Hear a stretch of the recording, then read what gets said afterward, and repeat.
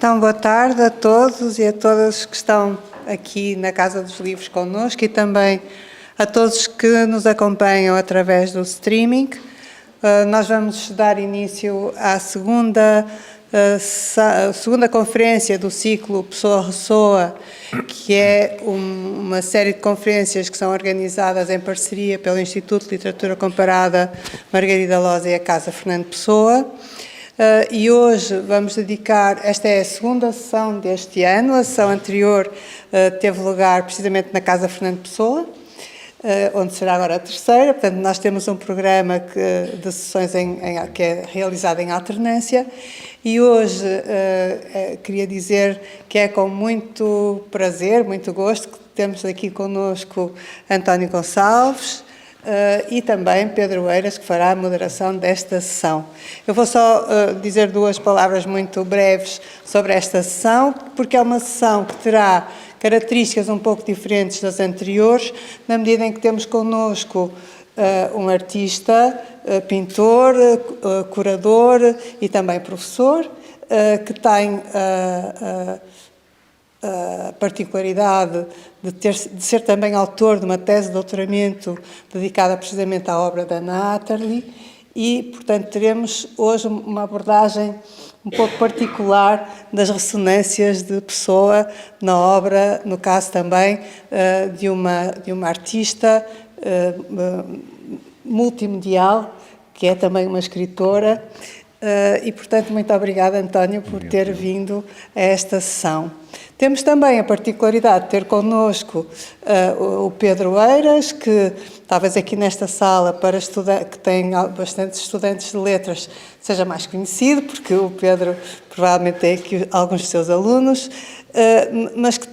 e que também, muito brevemente, referir só que ele é poeta, ensaísta, professor, e tem, neste caso, gostava de lembrar isso, é autor de um livro intitulado Língua Bífida, que foi construído a partir de uma longa conversa entre o Pedro e precisamente António Gonçalves, entre Pedro Eiras e António Gonçalves. E esse livro incide sobre um trabalho de caráter performativo que António Gonçalves desenvolveu alguns anos atrás e que, curiosamente, ultimamente tem vindo a revisitar até também com o Pedro. Portanto, não é por acaso que o Pedro fará a moderação desta sessão. Muito obrigada, Pedro, também por ter aceitado e dou-vos a palavra. Boa sessão. Muito obrigado, Rosa, e em primeiro lugar sou eu que agradeço pela oportunidade de estar aqui, por todas as razões, desde voltar a participar no ciclo Pessoa Ressoa, neste momento como moderador, seja lá o que for um moderador, adiante, e depois por poder estar, evidentemente, com o António Gonçalves, que tenho acompanhado, de resto, com grande fascínio, de muitas maneiras, desde há muito tempo. Trago uma cábula, nem sei, por um lado apetece-me quase perdê-la de imediato, mas enfim, vou fazendo batota, vou espreitando, para me ajudar a descrever um pouco que seja, e de certeza falhando muitas frentes, descrever o trabalho do António Gonçalves, que em primeiro lugar quero apresentar como pintor. Em primeiríssima instância vejo como um artista plástico, quer dizer, alguém que tem como primeira linguagem de trabalho precisamente as cores e as formas e o contraste dos contornos e o jogo dos corpos enfim, todo um universo plástico em que António Gonçalves se move de maneira muitíssimo original e também um tanto inquietante quantas vezes. Em suma, não vou poder descrever isto muito melhor, vale a pena, no mínimo, começar por googlar um bocadinho para verem aonde quero chegar. Atrevo-me a destacar de imediato duas obras que me parecem absolutamente nucleares no percurso de António Gonçalves. Por um lado, Contemplação Particular, um trabalho de pintura, uma espécie de retábulo profano e sagrado e violento interior e contudo partilhado e contudo exposto, e que teve uma mostração importante no Centro Cultural de Belém em 2017, se não estou a trocar os números.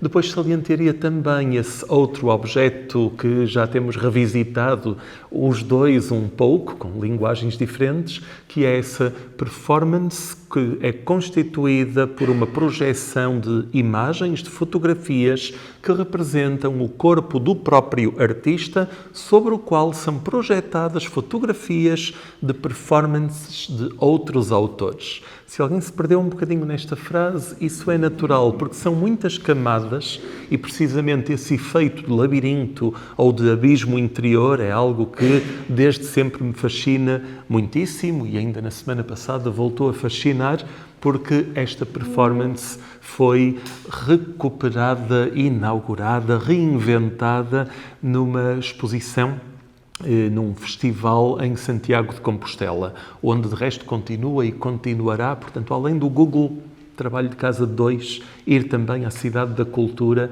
ao Festival Escenas de Cambio. Dito isto, acho que posso agora portar-me um bocadinho melhor e olhar então para a minha cábula, lembrando que António Gonçalves é licenciado em Pintura, Artes Plásticas Pintura, pela Faculdade de Belas Artes da Universidade do Porto, em 2000, e recentemente terminou o seu doutoramento em História da Arte com uma tese sobre Anna Atterley, Invenção e Ruptura, é o título. Este doutoramento foi terminado na Universidade das Ilhas Baleares, Palma de Maiorca, Espanha, 2020. É, portanto, bastante recente. E aqui já estou a desviar-me um bocadinho para um segundo António Gonçalves, que é, já não imediatamente um pintor, mas agora um leitor, observador, pesquisador, intérprete de uma obra que é, como dizia a professora Rosa Martelo, uma obra plural, uma obra de ofício múltiplo. Foi uma expressão que utilizámos há um par de anos, um bocadinho mais, na Faculdade de Letras, para descrever aqueles autores e autoras que são não apenas pintores, mas também cineastas, não apenas romancistas, mas também bailarinos, não apenas escultores, mas ainda, em suma, aqueles que combinam várias artes. Anna Atterley é precisamente uma autora que pode e deve ser estudada ao mesmo tempo na Faculdade de Letras, como poetisa, e na Faculdade de Belas Artes, como pintora, e também no campo da performance, se quiserem. Em suma, estas divisões entre áreas, se calhar, devem colapsar quanto antes. Será, como já entenderam, será nessa frente que António Gonçalves nos vem falar, ou seja, neste ciclo em que se estuda os modos como Pessoa ressoa em obras posteriores, vamos ver de que maneira existe então um fantasma de Fernando Pessoa assombrando criativamente a obra plural de Anna Atterley. Termino esta muito breve apresentação lembrando ainda que António Gonçalves tem tido um trabalho notável como curador, é ou foi diretor do Museu Nogueira da Silva, diretor da Casa Museu de Monção, diretor da Galeria do Paço desde 2023 e continua, e foi curador da Galeria Ala da Frente em Famalicão desde 2015. É também professor convidado na Faculdade de Belas Artes do Porto desde 2022 e foi também professor dos cursos de formação contínua na Faculdade de Belas Artes do Porto desde 2017, professor adjunto na Escola Superior Artística do Porto, a Extensão de Guimarães, de 2002 a 2014. E como se não fosse já imenso, é ou foi administrador da Fundação Cupertino de Miranda até 2018, diretor artístico da Fundação Cupertino de Miranda, Vila Nova de Famalicão, de 2002 a 2018, vice-presidente da ACANF, Associação de Casas, Museu e Fundações de Escritores, Espanha, até 2018. E, como disse, estou a falhar aqui várias frentes, mas isto já chega para mostrar um bocadinho a pluralidade de interesses e também esse fascínio pelo cruzamento entre artes pictóricas e literatura. Não disse há pouco, mas vou a tempo, que Contemplação Particular, essa obra que é um retábulo profano, parte também de uma leitura de Flaubert. E basta isto para mostrar que, por vezes, na criação da imagem plástica, pode estar também uma observação de um texto literário de forma absolutamente subjetiva. Suponho que tudo isto, de alguma maneira, pode ser agora capitalizado para o que vamos ouvir. Dito isto, António, muito bem-vindo e passo-te a palavra. Uma boa tarde a todos. Queria desde já agradecer o convite à Rosa e àqueles que fazem parte desta equipa de trabalho com estas sessões, que são sempre muito importantes e acho que fazem aquilo que é um papel também relevante, que é levar o interesse pela leitura e cruzarmos campos desses interesses. Pedro, muito obrigado por este arranque. Eu próprio parece que estava a rever um outro personagem, já diria quase como uma pessoa, já começo a ver outros aí nessa descrição. E arrancaríamos então para aquilo que aqui me traz, que é precisamente Pessoa, a Ressoa, Anna Atterley. Começar por dizer que me sinto um bocadinho como o peixinho fora d'água, porque apesar de tudo é, como aqui foi dito, um campo que é o da literatura. Eu venho do campo das plásticas, meto-me nestes assuntos e por vezes o olhar pode estar enviesado, distorcido, ou então arranjar coisas que são muito ávidas de quem vem da área das pinturas, que são imaginações, criações e inventar às vezes. Bom, espero não inventar muito e que o que aqui trago possa ser útil. E assim, este desafio coloca sempre, quando nos propomos desenvolver uma possibilidade de relação entre as obras de dois autores, é a questão de que diálogos é que se podem colocar aí em cima da mesa. E neste contexto, e seguindo o repto que foi lançado pela professora Rosa Maria Martel, é precisamente nesse desafio que eu procuro estabelecer as relações da obra de Anna Atterley com a de Fernando Pessoa. Que presença de Pessoa é que pode ser encontrada na obra da Anna Atterley, ou seja, como é que ele ressoa nessa obra da Atterley. O que é este ressoar? Pode ser um entoar, pode ser um repercutir, pode ser um ecoar, um soar de novo, e portanto são tudo hipóteses que podem aparecer ou que podem vir a surgir desta possível relação. Eu entendo também que este ressoar se faz por camadas, aquelas que à partida possam ser as que se denunciam de uma forma mais evidente essa conexão, essa relação com o corpo da obra de Pessoa, e outras há que estarão muito diluídas, muito dissolvidas naquilo que é o modus operandi de Anna Atterley. E, portanto, a forma de fazer dela e como é que isso pode depois estar mais diluído. Anna Atterley traz para o seu processo criativo uma relação com o passado. Isso é constante, é muito relevante e foi sempre nessa relação que ela tomou e que teve uma consciência desse passado, que representa para ela esse passado uma hipótese de renovação, de reinvenção do ato criativo.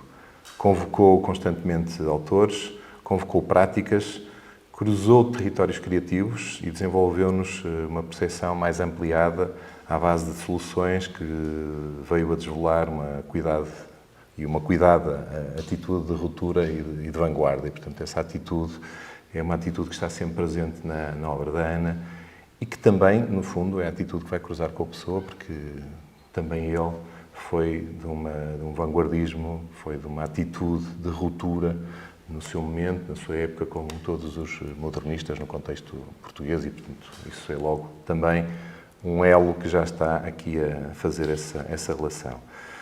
Só de uma forma muito resumida, portanto, Anna Atterley é uma autora, uma escritora, mas ela cruza tantos campos. Começou por tentar o campo da voz e, portanto, como soprano, e queria ser cantora lírica, que rapidamente percebeu que não o podia ser e por questões mesmo físicas não lhe foi permitido. Também ligado ao cinema, portanto, diplomada em cinema pela London Film Schools em Londres. Cidade esta que também foi uma cidade que fez estadias prolongadas e, portanto, por lá passou. Foi professora catedrática da Faculdade de Ciências e Humanidades da Universidade Nova de Lisboa, onde fundou estudos portugueses, foi licenciada em Filologia Germânica pela Universidade de Lisboa, especialista naquilo que é o barroco e, portanto, os seus campos de formação foram diversificados, sempre numa enorme curiosidade. Portanto, esta passagem pelo cinema, passagem pela música, pelas plásticas, é no campo do desenho, diria eu, que o núcleo da Ana se trabalha mais afincadamente e, no fundo, ela tem essa vontade e essa necessidade de criar uma relação com um avanço, algo que está para vir e algo que está para vir sempre a partir desse centro, que é o autor e a possibilidade que ele tem de mexida para o poder fazer. Ana Atterl tem noção do que representa Fernando Pessoa na poesia, tem noção dessa representação de Pessoa no modernismo em Portugal, na relação de Pessoa com Mário Sá Carneiro, com Almada Negreiros, com Maria Sousa Cardoso, com Santa Rita Pintor, deste grupo da revista Orfeu, que traz para o contexto nacional uma subversão com arrojadas propostas que rasgam essa visão mais conservadora, e sendo Pessoa uma das figuras deste movimento inicial do modernismo português, é para Ana Atterl um dos autores de referência do seu foco de interesse. Assim como também foram outros, como Camões, Joyce ou Rilke, que acabam por ser autores que ela também vai trabalhar. E passamos então àquilo que foi propriamente o desafio. O desafio era encontrar ou jogar com a hipótese de um texto, um poema, a partir do qual se teria que criar essas hipóteses de relação. E quando é lançado o desafio, eis que vamos mergulhar nas hipóteses dos poemas e onde é que poderia aparecer Pessoa, e se é que aparecia de uma forma mais evidente, não aparecia de forma mais evidente, o que me levou a invadir ou ir por um campo que é o das tisanas, no caso da Ana Atterl, que para mim que é um núcleo muito especial e que sempre me interessou muito, e a forma como ela desenvolveu o que hoje é um livro possível das tisanas, mas como é que ele foi construído. E é a partir de duas dessas tisanas que decido fazer este percurso e esta incursão para ver essas hipóteses de relação. Uma primeira, a 230, retrato de Fernando Pessoa, sempre de perfil, a caminho da invisibilidade, perdido na escrita, na entrada em outro. E uma segunda tisana, 452, dizem que a primeira página sempre falta ao sábio, mas não será antes a última. Quantos são os que procuram a luz e não conseguem sequer olhá-la? A ironia é um órfão agressor. O verdadeiro sábio escreve incessante o livro do não saber, o livro do desassossego. E, portanto, cruzei aqui estas duas como uma hipótese para desdobrarmos aqui soluções do ponto de vista do texto e daquilo que posso vir a falar. Bom, fazendo pesquisa e percebendo também que outros autores é que tinham já feito estudos e o que é que se tinha já trabalhado em redor desta relação da Ana Atterl com Pessoa, e num texto publicado na revista de Espaço Escrito, número 25 e 26, Fernando Martinho faz precisamente uma análise da relação da obra da Ana Atterl com Fernando Pessoa, onde começa por referir precisamente que Pessoa foi para a poesia portuguesa do século XX mais um ponto de partida do que um ponto de chegada. E, portanto, acho que aqui já é um mote para ficarmos com esta noção de que outros pontos de partida é que a Ana pode ter a partir de Pessoa. Um nome relevante para todos aqueles que ousaram avançar numa outra forma de escrita e realização criativa, e, portanto, é um estímulo a partir desse cruzamento com Pessoa que isto possa se vir a desenvolver. Eu dividi esta apresentação por alguns pontos que têm por base as duas tisanas, como já aqui referi, e elas servem de suporte para, então, conseguir encontrar algumas destas palavras que me irão possibilitar esta relação com a obra da Ana. Os pontos que eu começo por colocar aqui são precisamente estes, e que vou iniciar com o do retrato. Vou buscar estes pontos precisamente às tisanas e é a partir deles que procuro criar esta relação. Começo por usar o termo retrato por considerar que a definição ou a criação desta imagem é uma busca para conseguir a forma. Uma forma. A definição da melhor concepção do eu. O que é que se consegue com o retrato? O retrato é também o autorretrato, a caracterização que, em certa medida, permite a identificação. Que forma encontrar para melhor definir o retrato? Nesta tisana que selecionei, portanto, a primeira, a Ana Atterl deixa-nos uma possibilidade em formato de afirmação. O retrato de Pessoa será sempre de perfil. O que nos pode remeter para os trabalhos da Ana Atterl editados no livro Escritor, da Moraes Editores de 75, com que a própria designou uma narrativa em 27 fases e, portanto, esta hipótese de fazer retratos, ou de arranjar soluções do ponto de vista do retrato para cada uma destas imagens, criar um pictograma, fazer uma espécie de fotograma congelado na página, cujo significado é posto em movimento pela própria leitura. Isto é, somos nós depois que ativamos esses movimentos, ou possibilitamos esses movimentos. E já estamos a passar para o campo da imagem, de uma construção, do ponto de vista da imagem, para aquilo que é a imagem auxiliar-nos à leitura, a sairmos do contexto do texto A leitura será sempre múltipla, porque a ilusão de ver se acrescenta a ilusão de ler. Portanto, é esta ilusão que, no fundo, estamos a operar. Que campos é que se cruzam para nós conseguirmos fazer essa leitura? Como ela, nessa narrativa, ou nesse texto designava, todo pictograma é criptograma. E, portanto, é esta transformação de entendimento desses criptogramas. E, portanto, nesta ideia de imagem de retrato, eu vou passar já aqui para um ponto.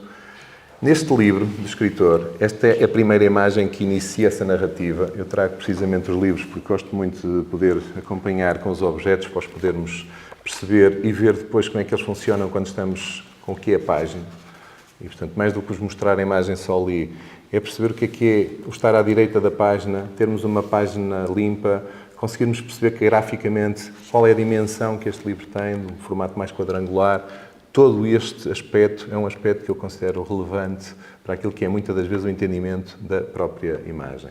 E mesmo assim, houve queixas que ela, a dado momento, achava que o livro não teve a melhor das impressões e, portanto, mesmo assim, ainda há aspectos que dá para perceber o cuidado que se tem quando estamos a falar da edição e a preocupação que existe nesse sentido. Bom, com isto da imagem, esta narrativa inicia-se com um perfil de uma possível figura. Uma figura que pode assumir ou lançar como possível pictograma do escritor, isto é, esta figura pode ser ela já essa ideia de escritor. E o ser de perfil representa uma linha de contorno. Brota do seu interior, da zona do peito, letras que se lançam em ascensão, isto é, a leitura do que temos logo de objetividade na imagem. Não deixando de ser curioso analisar que o único símbolo de pontuação é o asterisco. Todo o resto são letras. E que este fica no ponto que se pode entender pelo umbigo, o centro do corpo e a estrela que marca esse centro. Isto são análises visuais que me ajudam a seguir toda esta figura, mas destas análises, e fazendo aqui uma incursão naquilo que ela descreve também neste livro, que dá início a este livro, ela refere: é preciso não esquecermos que a escrita alfabética é relativamente recente e que muito antes dela já se estabelecia a comunicação por imagens. Assim, se quisermos estudar a origem da poesia como escrita de um texto, nunca podemos dissociar do seu aspecto pictórico. Percorrendo a história mundial das imagens produzidas pelo homem, encontraremos quase sempre paralelamente escrita e imagem, sendo muitas vezes uma e outra.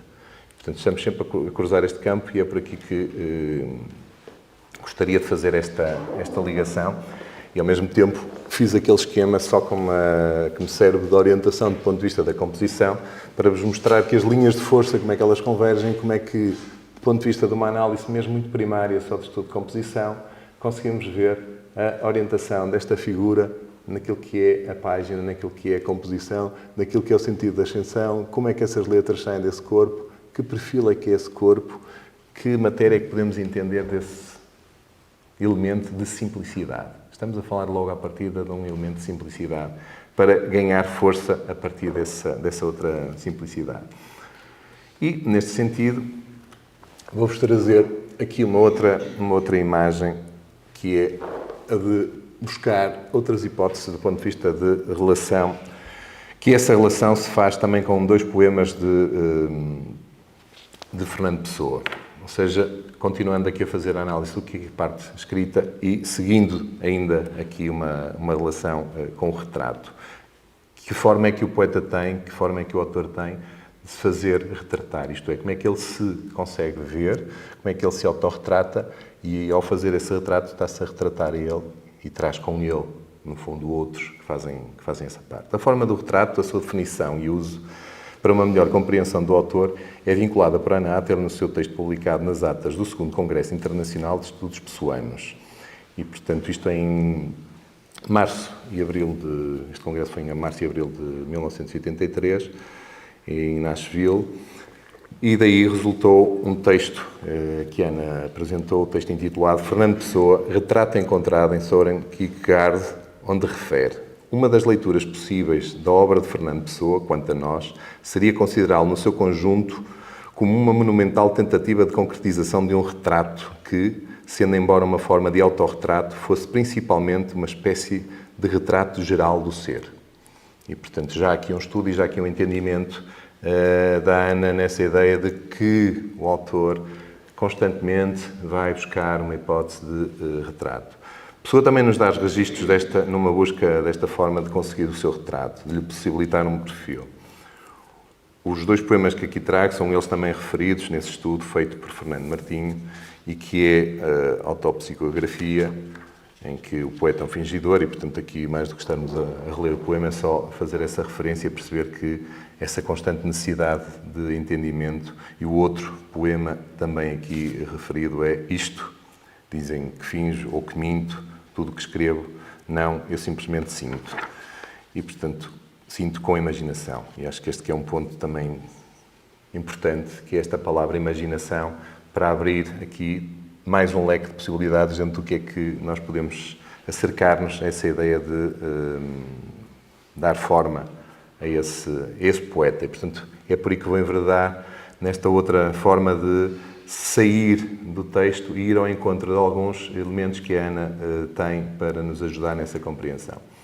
E aqui a Ana Atterley busca dar forma ao retrato do poeta ao que poderia querer ter como uma definição, como uma representação que na sua gênese fosse universal e inovadora. Retomando o Fernando Martinho, ele refere várias influências que poderão estar na forma da ação dos caminhos inesperados que a Ana Atterley assume nos diálogos que pode estabelecer com Pessoa, mas tendo, contudo, uma ligação de correlação na busca de outros objetivos, outras linhas de resultado que superem, que tragam renovadas afirmações.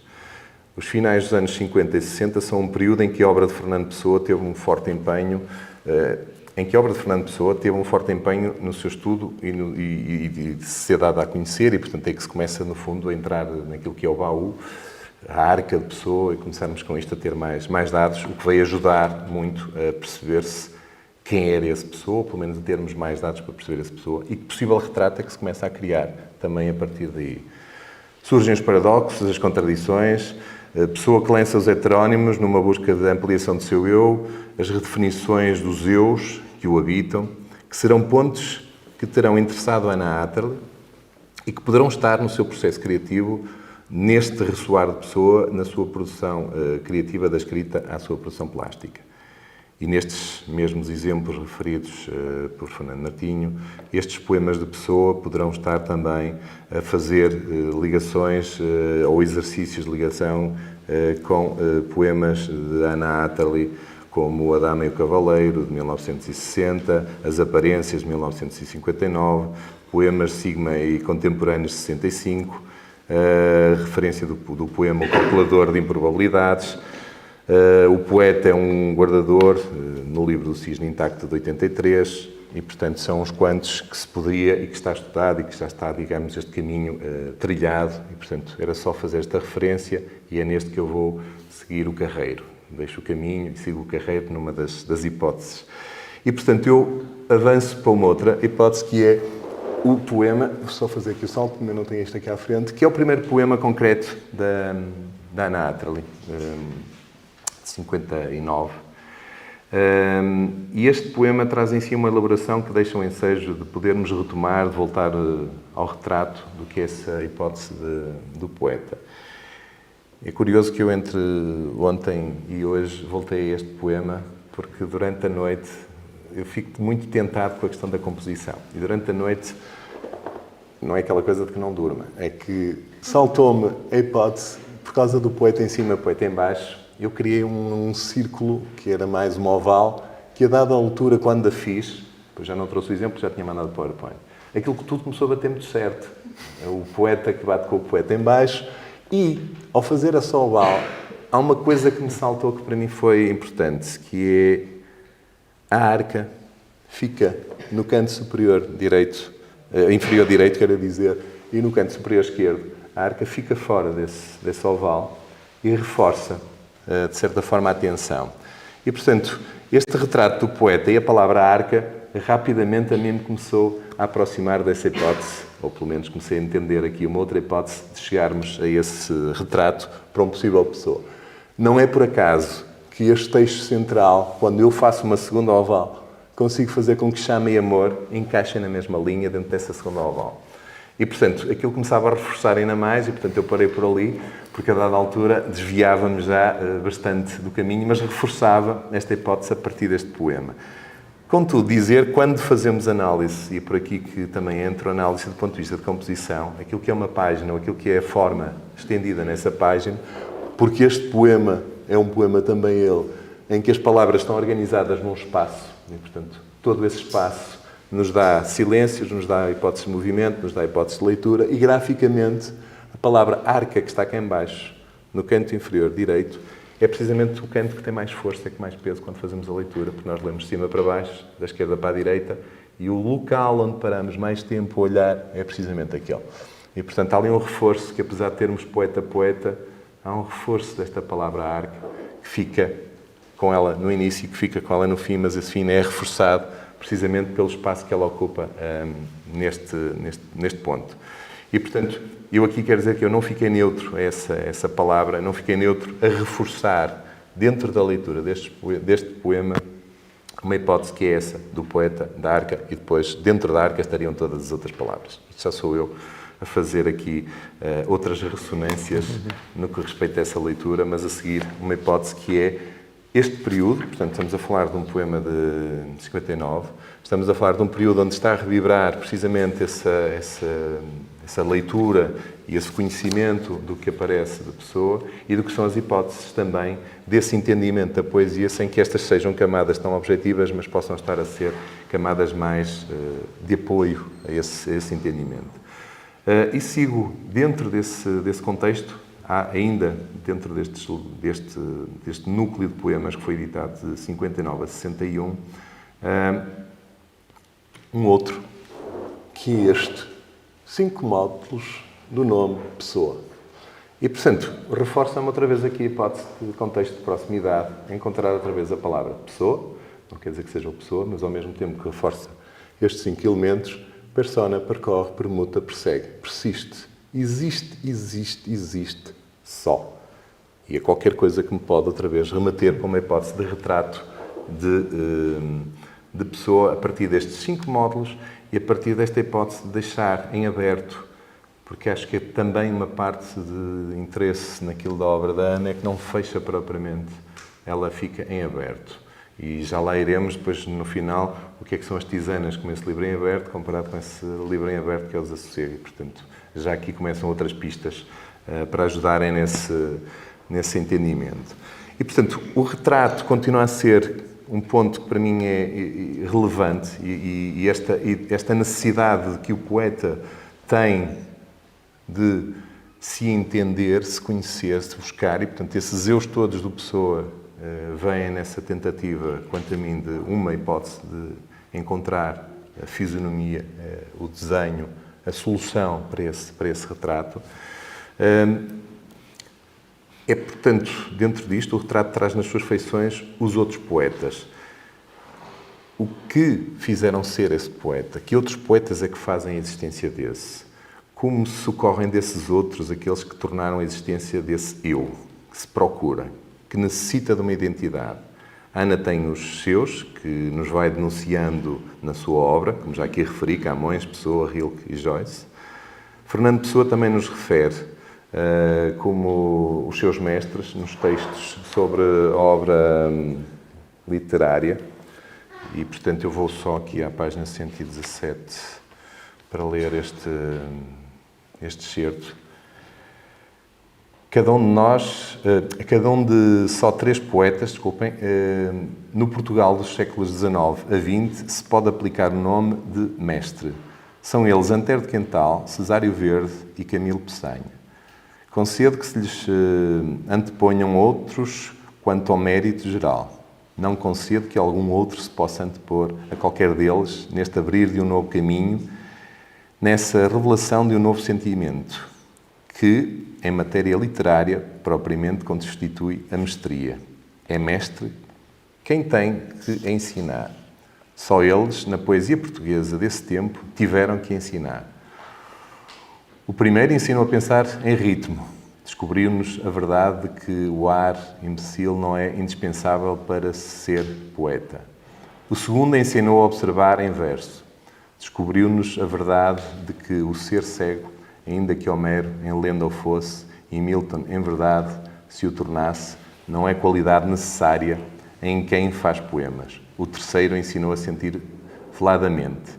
Descobriu-nos a verdade de que para ser poeta não é mister trazer o coração nas mãos, senão que basta trazer nelas bem expostos os simples sonhos dele. Estas palavras, que são nada, bastam para apresentar a obra do meu mestre, Camilo Peçanha. O mais que é tudo é o Camilo Peçanha. Portanto, aqui esta passagem mostra-nos também quem são aqueles que ajudam à construção do retrato do próprio poeta. Ou seja, o retrato não se faz só do seu eu, o seu eu é também reflexo daqueles que são leituras, são influências, são presenças, no fundo, constantes neste crescimento. E esta ideia do mestre, e depois partiríamos para o livro da Ana no mestre, e portanto já estaríamos a seguir outro caminho, mas vamos focar-nos neste ponto. Vou seguindo ainda dentro do universo da Ana com outras hipóteses, que é resgatar dentro daquilo que é o trabalho de desenho dela, o trabalho plástico, a presença do poeta e a presença dessa tentativa de definir, de resgatar uma hipótese de representação desse poeta. Poeta chama poeta. Não por acaso este mestre, ou estes mestres, ou que outros poetas é que vêm ajudar esse poeta. E, portanto, este chamamento de outro poeta, achei que era por demais pertinente que aqui aparecesse, assim como este, e que nós, mais uma vez, temos a escrita como ela faz, porque o que lá está escrito é precisamente poeta chama poeta, que ela muitas das vezes ainda deixa vestígios de leitura, outras vezes já não temos esses vestígios de leitura, sabemos da existência, percebemos que foi isso que deu origem, mas estamos neste misto de texto, de imagem, de tentativa de saber que poeta é que chama esse poeta. E há mais, são pelo menos 3 hipóteses que encontrei, que vos trago em períodos diferentes, porque as datas são diferentes dos 2 primeiros para este. E, com isto, ainda buscar um outro, que é o poeta imaginado, ou como ele é imaginado pelos outros. E, portanto, plasticamente, esta tensão, esta força, esta ideia de representação mais objetiva. A figura que está no seu caráter mais puro, do rosto, que nos pode ajudar, mas que depois, quando vamos àquela camisolinha que parece feita de fios, os fios já são texto. E o texto será precisamente do que tento perceber, porque não estive com o desenho original e, portanto, não consigo afirmar. Mas o texto por ali anda será precisamente o que vai dando origem ao título. Portanto, são fragmentos, muitas das vezes, destes que estão no próprio título, que estão a dar origem ao texto. E, portanto, só aqui, também, mais uma vez, é uma tentativa de encontrar esse retrato. O poeta imaginado, ou como ele é imaginado pelos outros. É mais uma dessas camadas, é mais uma dessas formas de ir ao encontro desse retrato, de ajustar a hipótese de definição. Cada hipótese destas é uma tentativa de ajuste, que as formas plásticas se cruzam com a escrita. E, portanto, estamos sempre a abrir um campo nessa outra hipótese de registro. Com isto, deixava para trás a ideia de retrato e vamos complicar um bocadinho, porque passamos à ideia de perfil. E o que quer dizer quando complicamos um bocadinho é que uma tentativa de representação do retrato não estamos a perceber ainda como, mas que figura é essa, de que forma é que o agarramos, que fisionomia é que lhe damos. Mas se lhe pomos de perfil, e portanto o retrato de Fernando Pessoa, sempre de perfil. Este sempre de perfil é um embate, é uma impossibilidade de conseguirmos vê-lo de outra forma que não seja de perfil. O que quer dizer que eu, para ter um retrato de perfil, nunca vou ter a possibilidade do todo. Pois está sempre a ver um lado. É um ponto de vista. Imaginando sempre que há outro e que eu não tenho acesso. Posso imaginar que, por princípios de simetria, algo se parecesse com o que lá vai. Mas nada disso me garante, porque o que tenho de simetria é uma pura base do ponto de vista de representação. Não quer dizer que o outro lado esteja em simetria e muito menos que o outro lado sequer exista em plano de igualdade com este.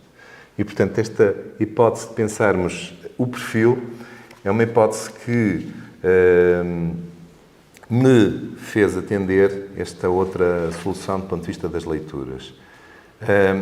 E este primeiro apontamento, este primeiro desenho, encontro neste livro, Mapas da Imaginação e da Memória, de 73, que, no fundo, é o que denuncia por uma primeira vez, enquanto edição, o surgimento. Eu trago o livro precisamente porque também é daqueles objetos que eu acho que vale sempre a pena podermos ver, mais uma vez, pela escala que tem, pela forma como está organizado, o que é que ele representa. E eis que temos essa hipótese do perfil. O perfil aqui é uma aproximação ao rosto, o que nós podíamos delimitar por um rosto e que, mais uma vez, nos dá aqui uma hipótese de texto que estará a surgir nesse perfil, que, no fundo, achamos que se está a soltar da boca uma série de linhas com palavras. Isto, no entanto, entramos numa outra visão, que é a da nossa percepção. Isto é, a minha percepção, aquela que nós podemos ter numa primeira intuição, é que temos um rosto do qual sai texto. Só que este sai, rapidamente eu posso dizer, e então não entra? E se eu disser que estas letrinhas estão todas a ser engolidas pelo dito ser, muda a nossa percepção. E, portanto, já estamos aqui numa espécie de dúvida, tal e qual como no perfil. De que lado, de que forma, como. E se enterássemos por aquilo que é a discussão da percepção, e seria todo um outro campo que se abria, só que não podemos ficar neutros a ele. E eu trago precisamente porque a Ana, como trabalha no campo plástico e visual, está a trabalhar sempre com estas que são as noções daquilo que é a percepção. E, portanto, podemos socorrer-nos de estudos no âmbito da percepção visual, exemplos de arte e percepção visual de Rudolf Arnheim, ou a gramática da visão de Gaetana Canizza, que fazem todas estas relações, a relação da forma fundo, a relação de semelhança, as formas abertas, as formas fechadas, e, portanto, entraríamos aqui num campo que está cá presente, mas que seria outra lição e outro caminho. Só não posso deixar de o referir para que se possam entender o que são as imagens que seguem, que eu vos vou passar. Porque no livro, o escritor, nós vamos começar a ter este elemento que é uma forma de entendimento deste perfil. Que perfil é este? Então, o escritor não é mais do que uma série de hipóteses que a Ana vai lançando nessas imagens, nesses pictogramas, nessas espécies de soluções nas quais entramos nesse processo de percepção. Forma fundo. Se eu olhar para o branco, vejo uma forma. Se eu olhar para os dois negros, já vejo um complemento com a outra. E iríamos andar sempre aqui nesta quantidade de hipóteses de visão. Mas se desmultiplicarmos estas formas, mais uma vez, percebemos que ela está a jogar com este elemento de ritmos, de repetições, de começarmos ao longo do livro a ficar com uma imagem que vai sendo gravada no nosso cérebro e que nos ajuda a perceber toda uma quantidade de outras que vão surgindo e que temos como hipótese. Portanto, se voltarmos a esta ideia de perfil e se voltarmos aos poemas que aqui estavam referidos do Pessoa, é este poeta fingidor, finge que mente, que tudo que escrevo, afinal, tudo que desenho está explícito, está claro, não temos como hipótese nem como claro.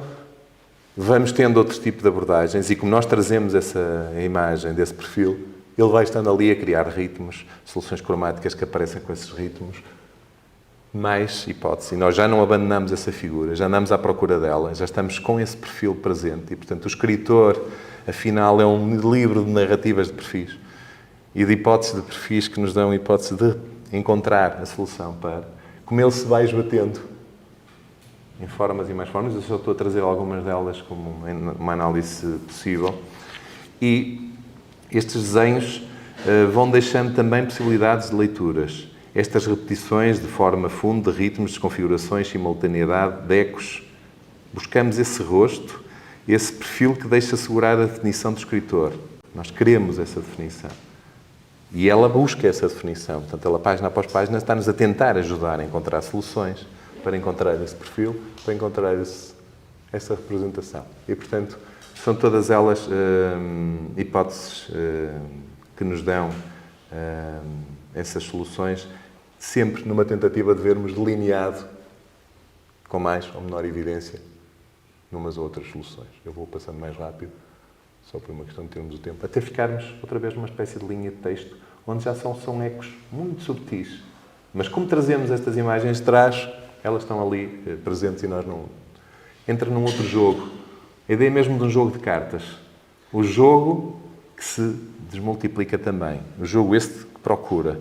De que formas é quando nós jogamos as cartas tem parte superior e inferior, uma carta dá a volta e está sempre numa posição correta. Veja-se que não é por acaso que se vai buscar esta posição. Ou seja, mais uma vez, as questões de composição, as formas como entramos nesse jogo, a ideia do próprio jogo para encontrarmos uma possibilidade de ter esse poeta, de ter esse retrato, de o pôr a jogo, de jogarmos também com essas hipóteses. E, portanto, há aqui bem mais camadas que se podem ir encontrando. E daqui mais um esboço e passamos então a uma outra que é perdido na escrita. Ana, assim como pessoa, dedicaram-se à escrita. Disso, creio que não há dúvidas. E, portanto, esse é um elemento. Também nesta mesma escrita se perdeu e se reencontrou, quer um, quer outro. Que soluções é que encontraram nessa escrita? A vida está fundida numa escrita, quer um, quer outro. É o elemento que tem como hipótese. E ainda também numa leitura do Pessoa sobre arte e literatura, que me parece pertinente para encontrarmos aqui algumas relações. Ora, isto é, não é? 42. Portanto, lendo a partir dos textos sobre arte e literatura de Pessoa, tudo é símbolos. Tudo é símbolos. Mas rio às vezes quando vejo que quererem provar que há símbolos nas obras mais transparentes dos poetas menos místicos e menos intencionadores, não há de que rir. Que símbolo não trará consigo a parte inspiração da obra? Essa parte o poeta não criou. O que cria nela? Que inteligência superior a mandaria e para dizer o quê? Não é o poeta o poeta é por quem se escreve a obra. Por isso, pode haver símbolo no que menos parece tê-lo. O poeta nega-o. Mas não foi o poeta quem escreveu, mas só quem transcreveu. Tudo é, na criação literária, a escrita automática dos médiums. E, portanto, se estamos a falar daqui de um símbolo, estamos a falar também da Ana a fazer essa transformação dos símbolos.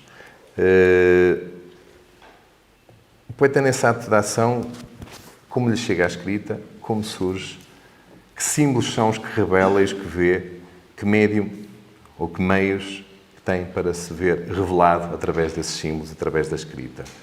E, portanto, se estão perdidos na escrita ou estão reencontrados na escrita. Cruzam-se eles também no mesmo dilema do que é essa escrita para os fazer revelar. A Ana desenvolveu uma escrita com o uso de 8 caracteres, que editou na revista Operação pela primeira vez e que depois vem a editar, mais uma vez, nestes mapas da imaginação e que se pode ver aqui, logo no começo, caracteres desses que dão origem a todo esse leque de combinações e que, portanto, conseguimos perceber. Ela desenvolve, portanto, esta escrita com combinações múltiplas num propósito de nos dar a ver espaços abertos, espaços fechados, ritmos, como nos remete também para a hipótese de sonoridade, como se de um canto como isto nos fosse dado a acompanhar. Ana Marques Gastão, no seu recente livro Ana Atterley, Plurinímica e outros ensaios, da edição da Documenta, deixa-nos um excelente ensaio nesta exploração destas possibilidades da leitura e da análise do som e da música no trabalho da Ana Atterley. Portanto, também aqui são uma pista para percebermos que dentro destes símbolos que lá vêm atrás, a relação dela com a música é também uma relação que ela procura ter do ponto de vista dessa reinvenção da escrita. A ampliar essa experiência de leitura, a ampliar essa possibilidade do poema e a importância de alargarmos a percepção no seu livro de mapas da imaginação, como aqui referi. Estes desenhos dão-nos uma outra hipótese de entendimento da escrita, dão-nos um outro alfabeto, estão-nos a possibilitar novas hipóteses de entender que a escrita não se encerra. Algo que a pessoa também procura nas quantidades de heterónimos, nas quantidades de possibilidades que se coloca do ponto de vista de análise de si mesmo para arranjar soluções nesse âmbito, não criando propriamente alfabetos, mas criando outras estratégias do ponto de vista de se conseguir colocar naquilo que é ser um outro. E com isto de procurarmos colocar e sermos um outro, eu entro neste ponto que é entrando no outro. A necessidade de se tornar outro. Se procurar em registros diferentes, de se aprofundar enquanto indivíduo, de ser uma multiplicidade de seres que cria também uma multiplicidade de exercícios de pensamento.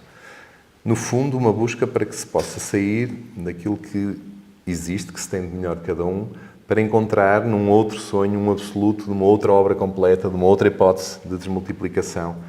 Essa imensa busca também gera máscaras, paradoxos, fragmentos e gera para uma pessoa que foi perito nesse arranjo de paradoxos, mas também ele acabou por se sentir rodeado e a viver rodeado daquilo que eram os seus heterónimos, sempre em constante desafio dessa criatividade e reflexão e num estudo e conhecimento da vida de outros que ele tinha dentro de si.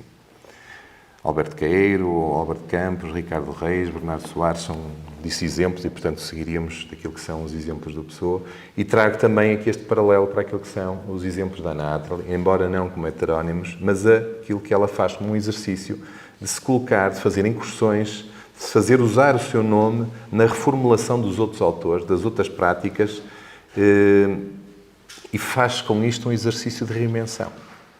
Apropria-se, instala-se num Camões, instala-se num anagramático e, a partir daí, isto são algumas das possibilidades que ela tem para se fazer entrar no outro. E também aqui eu cruzo essa hipótese de Ana Atterley nestas reminiscências deste cruzar com a Pessoa num outro saber, num outro fazer crescer essa hipótese de se encontrar nesse outro. Que incursões são estas? E, portanto, aqui também daria para nós estarmos a abrir outro campo, mas eu só quero concentrar-me naquilo que são alguns destes paralelos e destas hipóteses.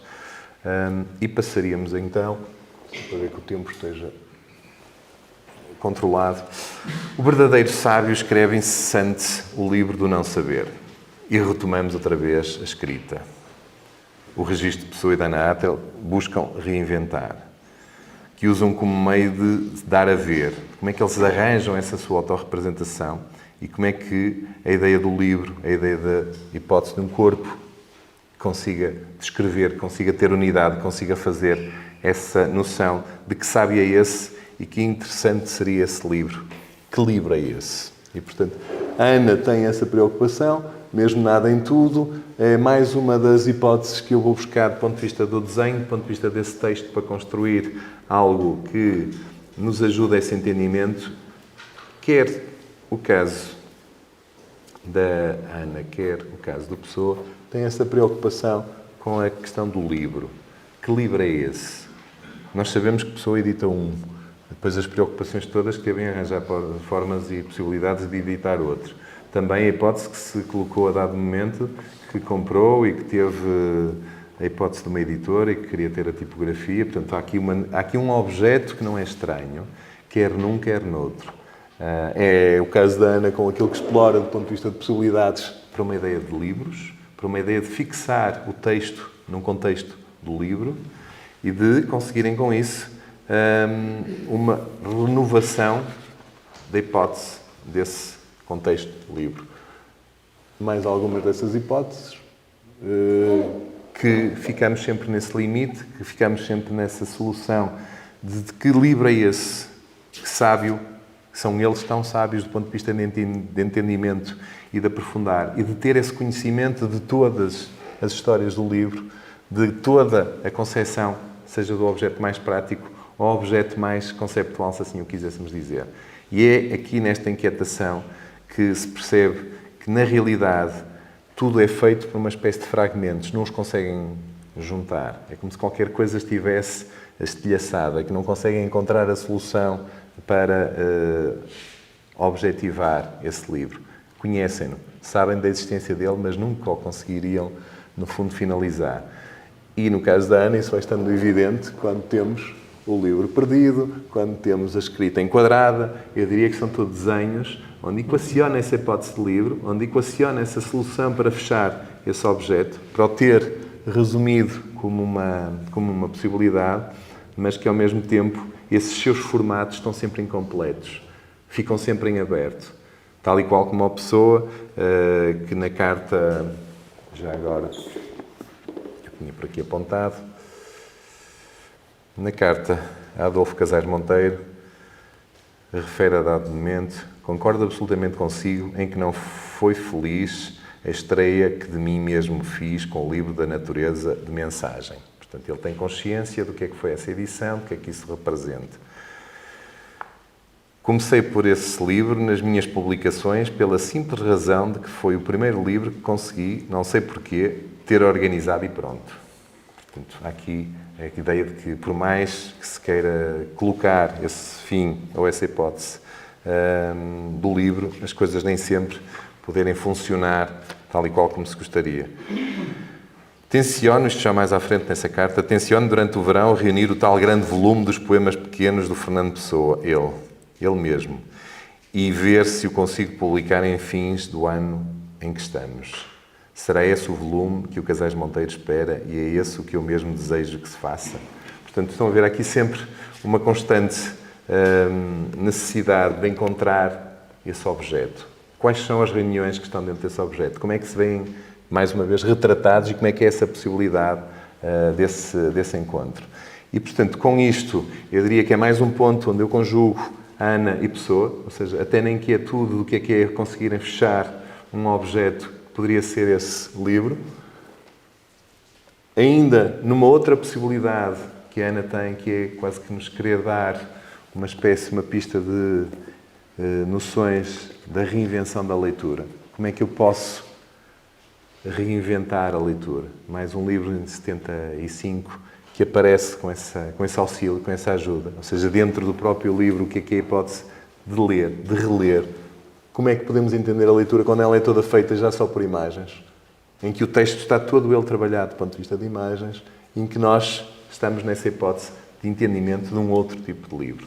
Ele tem a configuração do livro, mas eu diria que, a partir desta edição, muitas outras podiam fazer com a hipótese que estes desenhos nos lançam e partir para outras soluções desse entendimento que hoje temos como livros de objeto, livros de artista, e o livro abriu tantos outros campos que também aqui poderiam estar a ser discutidos. E é aí que eu digo sempre que a Ana anda sempre um passo adiante numa série de estratégias que arranja do ponto de vista do pensamento e que nos lança dados, sei lá, eu acho que já muita coisa se poderia falar da própria inteligência artificial naquilo que ela estava a lançar, não sei de algumas das propostas que tinha. Bom, por fim, trago-vos também aquilo que é o livro do Desassossego como palavra-chave para dois livros que me parecem ser aqueles que eu cruzaria por estarem como dois livros incompletos. Nesse sentido, a organização do livro, que nunca foi fechado pelo próprio autor. Portanto, aquilo que nós temos das edições possíveis e organizadas do livro Desassossego, do Pessoa, feito ele por excertos, por notas, por textos soltos, por organização ainda muito em aberto, que dificulta sempre um fecho, que dificulta sempre uma estabilização desse livro, esta estabilidade que se gostaria do princípio, meio e fim, que é também isso que é comum aos dois, porque a Ana também se propôs fazer, num dado momento, as 500 tisanas que gostaria de ter feito para aquilo que era o número que ela se propunha, fez as 400 e muitas, nunca chegou a fechar as 500, e o livro Tisanas também é um livro que a acompanha ao longo da vida e que, no fundo, cria esta relação de estar um plano sempre em aberto, e eu acho que os dois ficaram com dois livros de desassossego, no fundo, em comum, que é esta necessidade de estar tão próximo de um fazer da vida, naquilo que são as notas tiradas dessa vida, para conseguir transportá-las para uma outra hipótese da nossa leitura, ajudando-nos a tantas hipóteses de releituras e de educação dessa mesma leitura, que no final a dificuldade foi conseguirem fechar, foi conseguirem concluir algo que aparece como duas obras intensas e fortes, quer num, quer noutro autor. E, portanto, eu com isto encerraria o ponto, deixo só esta tisana da Ana como um fecho para, no fundo, deixar aqui esta hipótese o que é que somos como criadores e o que é que a Ana e a Pessoa são como grandes criadores e como é que nós criamos, recriamos e andamos a tentar sempre recriar dentro dessa realidade, que no fundo é uma realidade que vai ser sempre de cada um dos nossos tempos, mas com o tempo dos outros, foram estas heranças que conseguimos resgatar de cada momento e, portanto, mais uma vez, a própria ideia do autorretrato que ela coloca e de uma tisana que se tenta ajudar a definir. E diria com isto, ficamos com as ressonâncias de Pessoa em Ana. Eu acho que estou com o tempo controlado. Tudo bem. E, por fim, só dizer que Ana ecoa em Fernando Pessoa. Obrigado.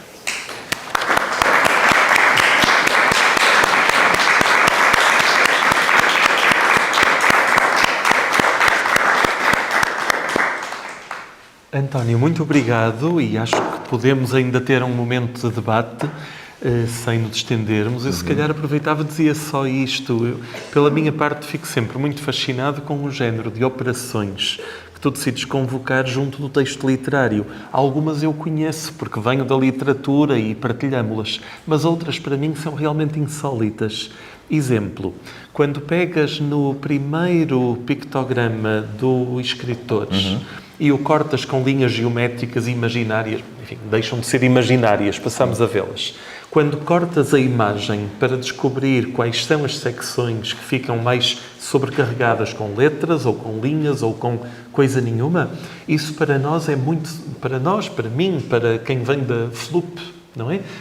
A abordagem da Faculdade de Letras, para nós é realmente insólito e estranho e interessante. Ou então, esse outro caminho que chegaste a fazer ontem, mas já não ia a tempo do PowerPoint, etc., de criar uma oval. Nós não criamos ovais, não temos uma pulsão de criar oval, mas penalizo-me muito por isso, porque é que não hei de experimentar, eu, leitor, vindo da parte estritamente literária, porque não inventar esse género de marcação do texto e compreender como é que ele funciona graficamente. Então, pela enésima vez, eu vou de surpresa em surpresa, fico muito admirado com os resultados que tu encontras quando vês o texto como leitor, mas vês o texto também como pintor e como... Bem, é por aí. Dito isto, tinha uma pergunta. Não quero monopolizar. Sim. Cedo já a palavra. Se não, também avance com uma pergunta. Tem a ver com o críptico. Tem a ver com o criptograma. Palavra de Anatoly, que tu próprio citas e que sempre achei muito prometedora e muito obscura ao mesmo tempo. Não sei exatamente o que é um criptograma. O que é um pictograma, seja, um criptograma interessa-me muito. E interessa-me quando saltas para os alfabetos, para a possibilidade de caracteres imaginários que são dados como letras, como grafemas, portanto permitem depois a comunicação, mas em rigor nós não os sabemos ler e, portanto, ficamos na componente críptica. Sabemos que há texto escrito, mas não sabemos o que ele diz. E a este propósito lembro-me também da pintura que tu comissariaste e que está agora no Centro Galego de Arte Contemporânea, de António Lamazares, que inventa também um alfabeto e escreve naquele alfabeto que para nós é obscuro até chegarmos à legenda.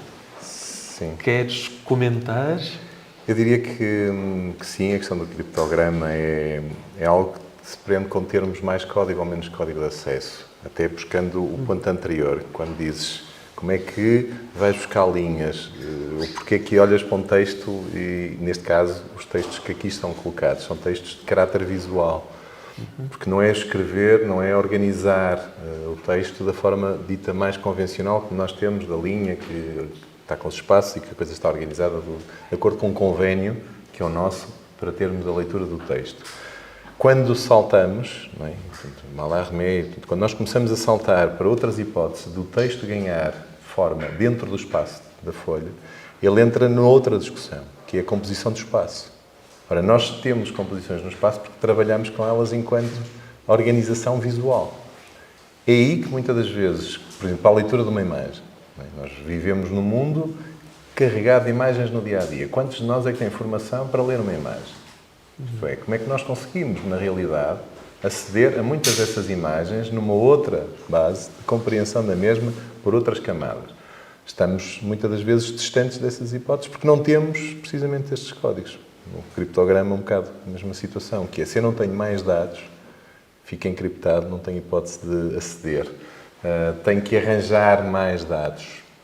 Portanto, nos casos como os da Ana, muitas das vezes é também uma espécie de desafio à curiosidade, perceber se vais atingir isso, se é sequer alcançável, porque muitos dos casos não é sequer para ser lido. Acabou por ficar desprendido dessa hipótese de uma leitura, mas o que é certo é que a nossa renascência, do ponto de vista daquilo que é uma educação de leitura, vamos acompanhar movimentos. Nós vamos entrar num livro como este, que tem o formato do livro, que eu faço movimentar como qualquer outro livro, saio da zona de texto comum e entro na zona de texto de imagem. Eu continuo dentro do livro da página, não sou neutro que esta página está branca, não sou neutro o que é que esta ocupa como mancha, e a partir daqui, enquanto leitor, posso andar a tentar encontrar as palavras aqui naquilo que está escrito, mas rapidamente também me afasto disso e começo a fazer uma outra leitura. Portanto, há aqui uma outra hipótese de começar a ler. E é nestas hipóteses e destas formas, no fundo, que a Ana nos desafia as reinvenções da própria leitura. E vai-nos lançar esses desafios para esta como para tantas outras. Quando eu entrar dentro de um livro, será que entro da mesma maneira? Porque, no fundo, temos sempre aquela leitura até quase da nossa infância, não é? O livrinho com imagens e o livrinho com texto. Eu gosto mais de ver bonecos e menos de ver letras. E por aí adiante já ouvimos isto. O que é este ver uma ou ver outra? Quando é que elas se cruzam? O que é o livro infantil, com a presença de mais imagem ou menos imagem? Porque é que as letras andam muitas das vezes diluídas com o próprio texto ou a imagem? Como é que elas se cruzam?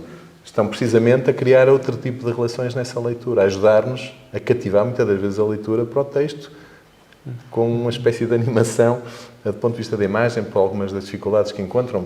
Abre-se aqui também outra hipótese de leitura, mas é muito nesse sistema. Portanto, é sempre a partir do momento em que a Ana vem do universo das plásticas e trata esse universo das plásticas que é impossível eu ficar neutro a que ela tenha tido uma opção deste retângulo.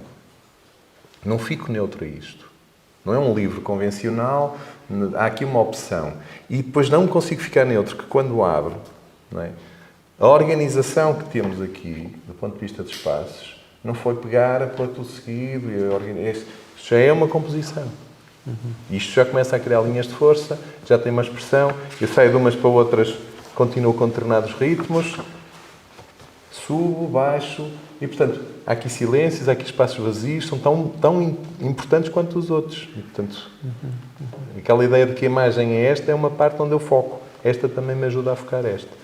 E, portanto, são muitas dessas as hipóteses para entrarmos depois nesses picto e cripto como leituras possíveis dentro do campo plástico e de composição. E, portanto, é um defeito de profissão. Eu vou analisar imagens e sou incapaz de não andar a arranjar soluções do ponto de vista de equilíbrio das formas, das tensões, das cores. É como entrares a analisar um texto. Entramos um bocado nessa hipótese. Isso aqui é engraçado, precisamente nos nossos percursos. Eu dou a palavra, penso que há aqui um microfone para quem quiser perguntar, comentar, desafiar. Espero que isto não tenha sido muito confuso, estas passagens de uma tisana por... Eu posso fazer uma pergunta, se avançam depois a seguir. Eu estive a ouvir, António, com imenso interesse, porque partilho a impressão do Pedro. Há sempre assim uma espécie de ligações ou de relações que para nós surpreendem sempre um bocadinho, são um bocadinho inesperadas. E é curioso que, à medida que ias falando, eu estava a pensar na forma como, na maneira como há sempre um diálogo entre incompletude e busca de estrutura, busca de forma, não é? E que parece que a Ana Atterley vê isso no Pessoa também, como se houvesse sempre qualquer coisa que falhasse. Há um perfil, nunca há um todo, há um livro, mas fica incompleto, e ao mesmo tempo parece que há sempre qualquer coisa que é da ordem de uma estrutura ou de uma forma, qualquer coisa que se procura, e que pode ser até a letra, não é? O nome pode ser a letra, depois pode ser o nome. Achei muito curioso que naquela primeira imagem daquela interpretação que a Anna Atterley faz dos caracteres chineses, em que ela faz uma espécie de uns quadrados que têm uns riscos verticais e horizontais. Está sempre lá um A, não é? Ela começa, no fundo, aquilo é um A que depois vai tendo várias recomposições e o A recomposto vai dando várias formas, não é? E vai fechando a forma. Isso eu acho muito bonito, não é? Porque ela vai, a partir da letra, ela consegue fechar uma forma, mas ao mesmo tempo essa forma vai abrir outras que ficam incompletas e por aí fora. Não sei se valeria a pena, se é uma questão em que se possa pegar ou continuar. Sim. Primeiro a questão da própria forma, quando nós dizemos que precisamos dessa estrutura, eu até agarraria aqui num elemento que eu acho que é comum aos dois. A imagem de labirinto. Eles entram no labirinto, batem num ponto, têm que recuar e têm que encontrar outra vez outra saída. Eu acho que quer a pessoa, quer a Ana, andam nesse jogo. Estão dentro dessa hipótese de labirinto, que ela depois resgata também como um tema e como uma hipótese dentro do estudo barroco. Mas esse é um ponto. Depois a necessidade de encontrar uma estrutura que suporte. Não é? Eu diria, nós para termos algo que se possa ter como perceptível, à partida temos que lhe arranjar um suporte. Para passarmos a palavra para, mesmo na oralidade, ela vai, mas alguém tem que a agarrar e alguém tem que a continuar a suportar para ela continuar. Quer dizer, ela teve sempre que passar para alguém e teve sempre que se voltar a encontrar a solução para. Tem que haver esse suporte. E é precisamente na construção desse suporte que podemos estar mais próximos de uma ideia de origem e de simplicidade, que é aí também que operam as grandes dificuldades. E por isso é que eu creio que ficam incompletos. Porque quer um, quer outro tem uma consciência, não é? De que é essa origem? Voltamos outra vez à questão do desenho. Nós lá atrás, na caverna, quando pegamos numa linha e fechamos pela primeira vez uma forma, é um fascínio do ponto de vista dos seres que assistem ao momento, a hipótese que passamos a ter de estar a trabalhar num espaço mais abstrato. Porque quando se conseguiu fechar essa forma que possa dar origem ao que se vê como o possível bisonte, para aquela turma que está ali à frente, aquilo passou a ser um bisonte. Não é? E não era preciso estar lá o bicho. Ora, quando isso passa a existir, não é? Quando essa possibilidade, a partir de um plano bidimensional, com uma linha que faz um percurso, e o facto da linha se encerrar ou abrir, não é? Se a linha está em aberto, nós dizemos que o espaço ainda não está agarrado. Mas quando eu a fecho, já posso falar de uma coisa que é espaço interior e espaço exterior, e ele continua a ser o mesmo, só a linha lá está naquele mesmo espaço bidimensional. Ora, só este jogo, não é? Que vemos com os caracteres da Ana, quer dizer, fechou, abriu, semi-abriu, apertou mais, alargou mais, só uma espessura de uma linha, não é? Começa a dar origem. Nós, quando vamos fazendo estes percursos por um livro como este, só passagem por uma coisa de linhas muito mais finas, adensadas, ou seja, é a linguagem na sua pureza, muito primária. Só que como se organiza ou reorganiza, ajuda-nos outra vez a uma reinvenção da leitura. E é essa capacidade, quer um, quer outro tem, no fundo, de usar do texto, de usar da criação, de usar dessa possibilidade de ter consciência do que é esse passado, o que é que querem fazer com ele, ou melhor, o que é que se propõem fazer com ele. Porque depois, quando querem, entram na tal dificuldade que é nunca está completo. Ficam inquietos porque nunca está completo. Mas sabem que gostariam. Eu comparo isto um bocado àquela ideia do sublime. Quer dizer, eu sei que pode estar ali muito próximo de... Mas se eu atinjo, provavelmente também já pus em causa e já não fiz nada. Quer dizer, aquilo ficou vazio. Deixou de ter. Portanto, é este pouco que falta, não é? Um bocadinho de azul. Este bocadinho que está ali para... E todo o resto se transformaria. Mas nós não sabemos se queremos que se transforme. Porque eu acho que o medo da pessoa também era ver o livro fechado. Ele não é que não soubesse fechar a hipótese de um livro. Agora, ele vê-lo fechado, não é? Depois, quando vê a mensagem e vê fechado, diz, não era bem este. Porque qualquer coisa que fica sempre inquieto, depois fechado, é como se ele ficasse encurralado naquela hipótese. E ele, quanto a mim, mantém sempre uma outra hipótese, que é, eu deixo-vos isto, organizem-se. E nós passamos a vida a tentar organizar. A Ana abre-nos uma hipótese e diz mapas da imaginação e da memória. É que imaginação e memória, não é? As duas coisas juntas são incríveis. Agora, quando nós pomos a ideia de mapa, é porque queremos dar uma organização. Portanto, e vamos organizar a memória e a imaginação, mas ela depois abre-nos e fecha-nos. Portanto, este é um constante labirinto. Há passagens num ponto, depois há outra que não. Um calculador de improbabilidades. Certo. Por um lado calcula, por outro lado é improvável. Sim. E estamos sempre nestes paradoxos, no fundo, que é comum aos dois, em parte também.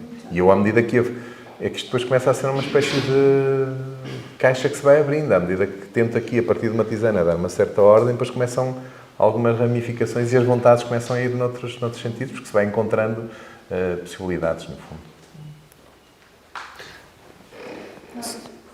Sim, Pedro, eu só não sei se quer.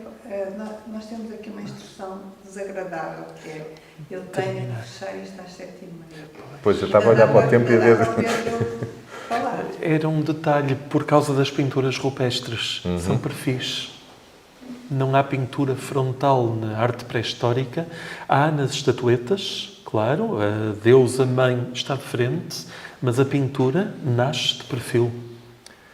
E a pintura é um grande embate com a ideia de profundidade, porque as perspectivas, porque nós estamos sempre a discutir no plano bidimensional. Por mais estratégias que se arranje, aquilo está sempre no plano bidimensional e é sempre um incómodo, porque não sabemos o que é que está de lá. O Fontana rasgou a tela para tentarmos passar para o lado de lá, mas mesmo assim ainda não é bem possível. E, portanto, mesmo que se pinte a tela ao contrário e que se mostre que seria o verso da mesma, depois estamos sempre do lado oposto. Não é? O Velázquez com as meninas, e eles também se representam e nos fazem jogos de hipótese, estamos sempre nesse perfil, porque é o outro lado, porque estamos no plano bidimensional. E aqui o caso do desenho, e a Ana tem essa consciência, portanto joga sempre com essa vertente também. Sim, e aceita. Os perfis aqui sim. não pretendem ser outra coisa. É Não. o perfil. E é o perfil que se vai trabalhar. Sim. Não é para rasgar, não é para suplantar, é o perfil que se observa. E a ideia de espaço é sempre muito curiosa para essa coisa do perfil, porque aquele livro Flatland, que eu acho que é um livro que nos ajuda imenso nesta questão do espaço, não é? Quer dizer, estamos sempre a pôr hipóteses, os personagens que eram todos bidimensionais e, portanto, o mundo fazia-se ali dentro de um espaço onde era tudo bidimensional e nós tínhamos que arranjar forma até de os conseguir depois identificar, porque quando estão todos de perfil, são linhas. E, portanto, depois não sabemos quem é quem. Bom, abriam-se aqui outras... Mas esse espaço, eu acho que é um espaço que vai outra vez a essa origem. Não é? Como é que nós depois nos conseguimos entender arranjando outra realidade dentro desta noção de... É o processo criativo. O poeta aparece também de frente, não é? Há aquele trabalho que mostraste do poeta, onde, se eu bem entendi, pode ler-se uma grelha que seria qualquer coisa do género: poeta chama poeta, Sim. não é?